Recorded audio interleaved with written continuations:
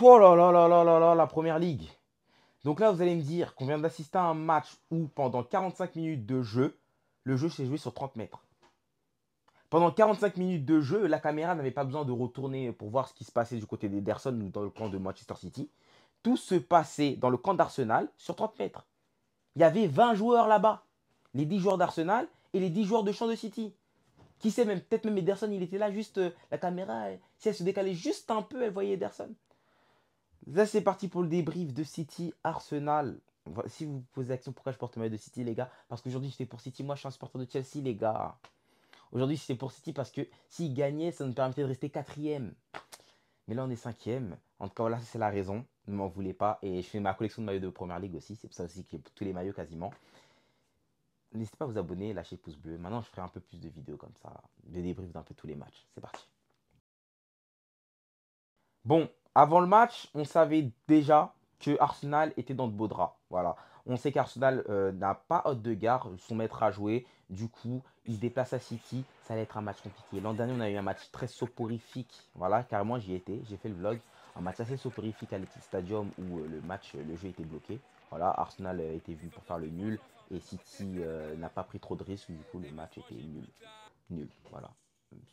Éteint. Mais cette année, franchement, quand je me suis mis à regarder ce match-là, même si j'avais des a priori au début, j'appréciais. J'appréciais. À la première mi-temps, il y a quoi? À la fin de la première mi-temps, il y a 2 buts à 1. Je me suis dit, mais le match au début, match canon. City, du coup, qui a pas De Bruyne aussi de son côté, mais bon, voilà, pas De Bruyne à City aujourd'hui, on est un peu habitué. Voilà, du manque Rodri est là, on sait que City, c'est pas la merde. Voilà. De Bruyne, c'est plus le joueur phare de City. Maintenant, c'est Rodri, on sait très bien. Du coup, voilà, on est un peu habitué. Foden n'est pas là depuis le début de la saison, on est habitué. Du coup, voilà, pas trop de surprise côté City. Côté Arsenal, voilà, c'est Odegaard qui manque. Ils ont quand même gagné face à Tottenham la dernière fois. Du coup, on se dit, voilà, ils vont essayer de bricoler quelque chose, mais on ne sait pas ce qu'ils vont faire. Le match, il commence difficilement pour Arsenal. City, ils sont bien dans leur match. Car moi, je me suis dit, mais ils vont dérouler, ils vont les fracasser. Gundogan, il se régale. Bernardo Silva, il se régale. Haaland, c'est quoi? Il marque à la combienième Haaland dès le début du match. Sur un super travail de Salvio. Moi, il s'appelle Salvio, Savigno. Bon, Marez. Marez Junior, on va l'appeler comme ça. Super contrôle intérieur qui élimine Calafiori. Haaland qui court en profondeur. Gabriel qui oublie Haaland. Voilà, il se fait aspirer il se fait aspirer par Bernardo Silva, par l'appel de Bernardo Silva. Il va libérer l'espace pour Haaland. Haaland qui va prendre la profondeur. Et Haaland avec un gardien, vous savez très bien ce que ça donne. Hein. Ah, il va jamais rater. Il va jamais rater. Carrément, je pose des questions sur Erling Haaland. Hein. Parce que dans un match, il ne touche pas énormément de ballons. Mais se dire qu'il marque autant de buts, regardez le nombre de frappes qu'il tente. C'est pas le genre d'attaquant, genre il lui en faut 4-5 pour marquer. Non, un tir, c'est but.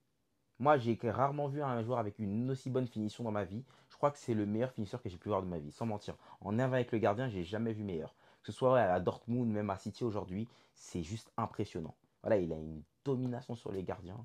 C'est dingue. Voilà, le match commence en canon. On se dit top. Voilà, City ils vont faire le boulot face à Arsenal. Arsenal était dans le dur, franchement. Ils essayaient de défendre, mais c'était compliqué. Après ça, j'ai oublié un détail. Ah oui. Rodri qui se blesse. Rodri qui va se blesser. Et là, c'est le premier tournant du match parce que City, juste après ça, va être, pas méconnaissable, mais va être perturbé. Kovacic qui rentre à sa place, à la place de Rodri. Comme j'ai dit précédemment, City peut manquer de De Bruyne, peut manquer de Foden, mais ne peut pas manquer de Rodri. Ça, tout le monde le sait. Rodri qui se blesse. Kovacic qui prend sa place. Kovacic, c'est pas Rodri. Voilà, on a pu sentir sur le match, il n'a pas pesé du tout comme Rodri. Il rentre. Qu'est-ce qui se passe? 2 buts coup sur coup. 2 buts coup sur coup. Et c'est là que tu te dis vraiment le match va être incroyable. Erreur de, je sais pas ce qui se passe, un moment de flottement, Kai Walker, il est je ne sais où, ballon qui passe, Martinelli qui la met en retrait, Calafiori, Lucas. Calafiori, comment j'étais étonné, hein, choqué. Hein. Calafiori, Lucas. Quelques minutes après, corner, on connaît hein, Arsenal, on sait comment ils jouent leur corner. Moi, carrément, je vois beaucoup de gens vont se plaindre par rapport au corner frappé par Arsenal, du fait que voilà, il y a beaucoup de densité dans la surface qui gêne beaucoup le gardien. Mais maintenant, on est un peu habitué en Première Ligue. Hein. Ça se passe toujours comme ça n'a jamais été sifflé. Et je ne sais pas pourquoi aujourd'hui ils auraient sifflé la faute sur Ederson. Or que ça se passe tout le temps comme ça. Quand Gabriel il marque un but, c'est qu'ils ont bloqué le gardien. C'est qu'ils l'ont mis en prison et que voilà, après eux ils s'amusent à soit faire un centre au premier poteau, soit un centre au deuxième poteau. Et franchement, ils ont des excellents frappeurs. La manière dont ils gèrent leur supériorité, c'est grandiose. Mais en tout cas, voilà. Arsenal qui met les buts deux buts coup sur coup, tu te dis, le match va être explosif. Explosif. T'attends la réaction de Manchester City derrière.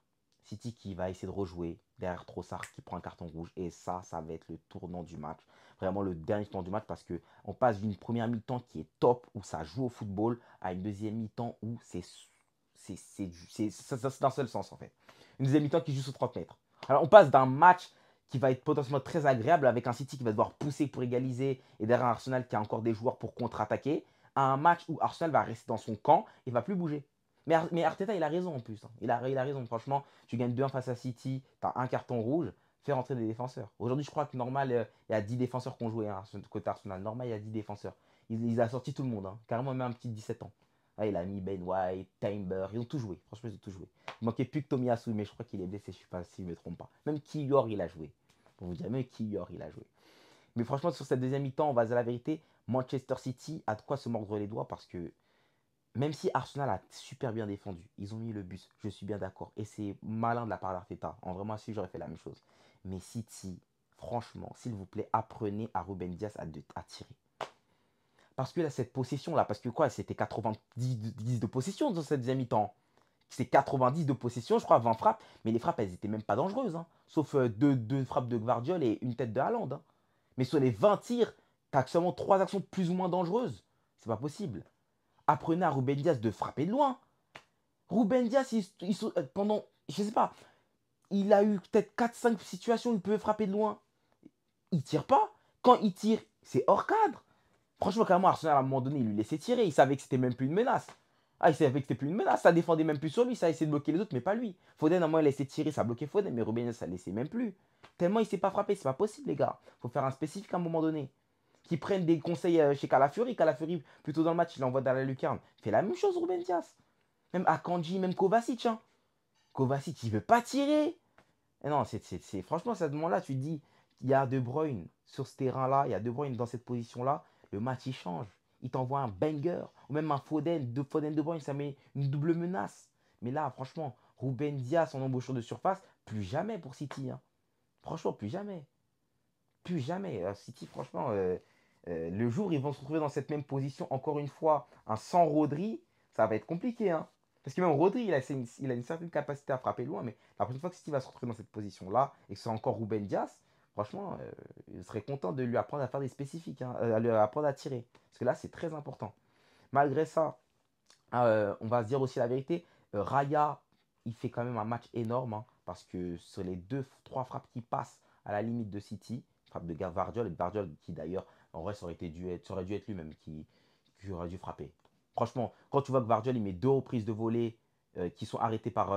non, 2 reprises, bon, 2 tirs qui sont arrêtés par Raya, tu dis que si Gvardiol se retrouve dans la même position que Ruben Dias, au moins il y en a un but qui passe. Sachant qu'on sait que Gvardiol, pied gauche, pied droit, il a une certaine qualité de tir. Mais non, c'était Ruben Dias dans cette position-là. Carrément, ça m'a tellement énervé. Tellement, tellement énervé. Voilà, au final, Raya qui fait les 2-3 arrêts qu'il faut. Mais bon, fin du match, à un moment donné, il faut que ça plie. Arsenal ne peut pas s'en sortir comme ça.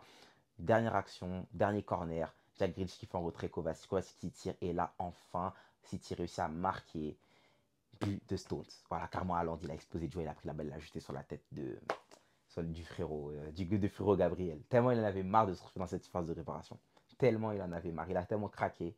Parce que là, pendant toute une mi-temps, tu es là, dans une zone, avec un joueur, tu te le coltines. Je sais pas, ils se sont dit quoi carrément pendant ces 45 minutes, mais tu sens la frustration d'Haaland. Hein. Carrément, juste après, dès l'engagement, il rentre dans un joueur. Non, Haaland. Il est incroyable ce mec, il est incroyable ce mec.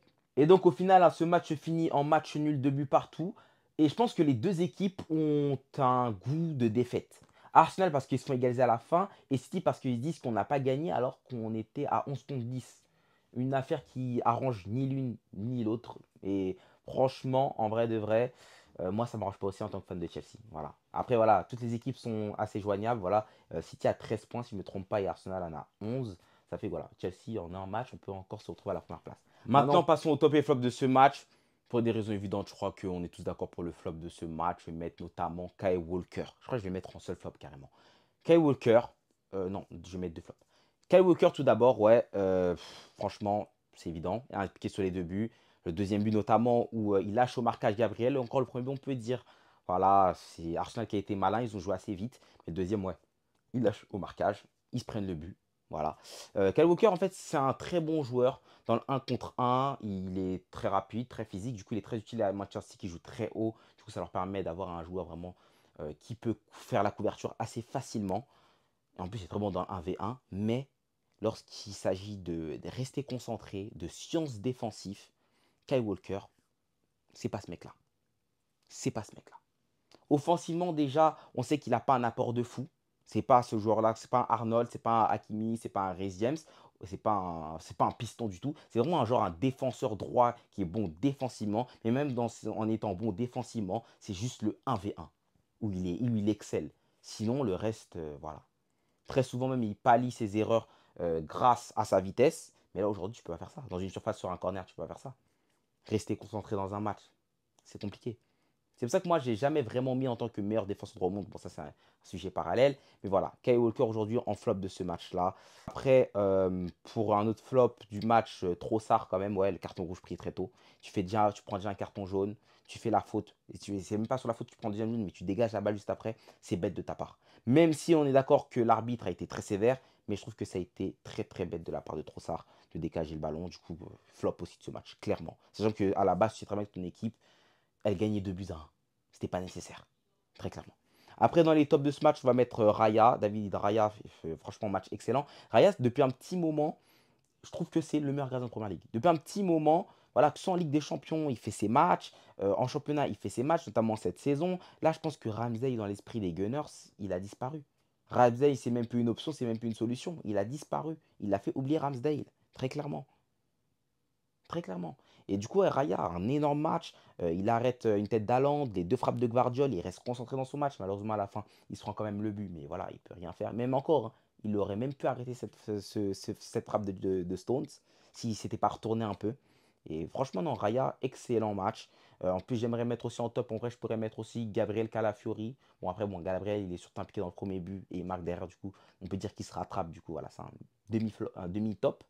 Et de l'autre côté, Calafiori marque un top but, mais défensivement, il a bien défendu, mais il a été mis très très en difficulté par Savigno. Du coup, ouais, demi-top. Demi-top, ouais, on peut même les mettre en top, hein, Calafiori et Gabriel. La défense d'Arsenal, tout simplement. Voilà. En tout cas, dites-moi ce que vous en pensez de ce match. Si vous mettez quoi comme top et comme flop de ce match. La Première Ligue continue de toute façon. J'essaierai de faire plus souvent de débriefs de Première Ligue ou bien même d'autres matchs, hein, que ce soit le Barça, le Real Madrid, dans les gros matchs, la Ligue des Champions, etc. Si vous appréciez, bien sûr, laissez le pouce bleu, le commentaire. On se revoit très bientôt. Portez-vous bien. Arsenal fait la bonne opération.